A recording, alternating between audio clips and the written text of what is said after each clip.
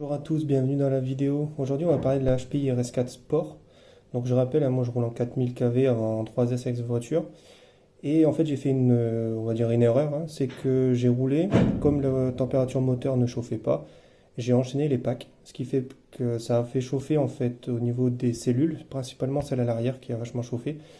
Et lors de la dernière sortie, il y a eu un petit souci. Donc, j'ai pas filmé le roulage sur le circuit. Par contre, j'ai filmé juste après pour que vous voyez en fait ce qui s'est passé au niveau de la voiture. Donc je vais vous mettre cette vidéo tout de suite et ensuite on se retrouve en vue sur le châssis. Voilà, tout de suite.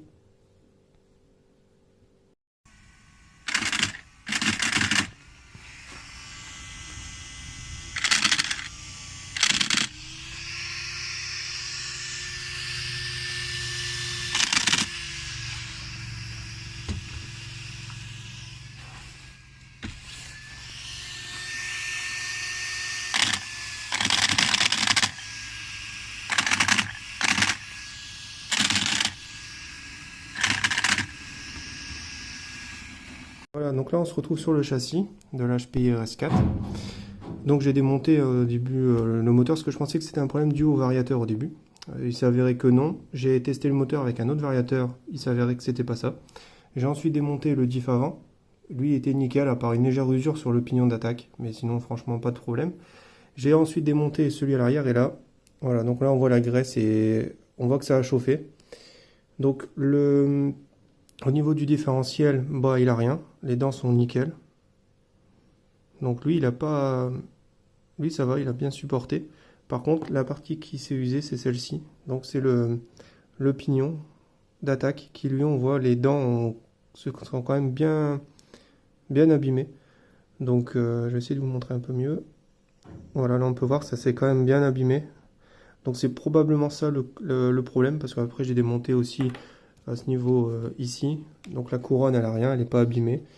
Donc pour moi le problème vient d'ici, ça a chauffé dû au fait que j'ai enchaîné les packs.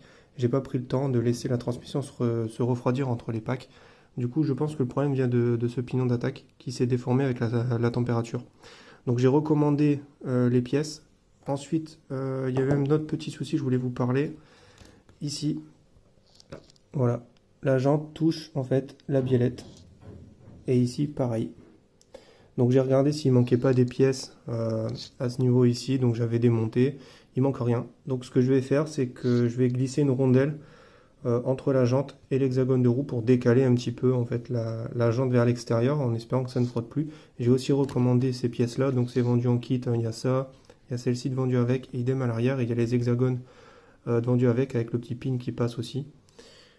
Donc ça c'est une voiture que je vais remettre en état. Ensuite c'est ma femme qui va rouler avec cette voiture.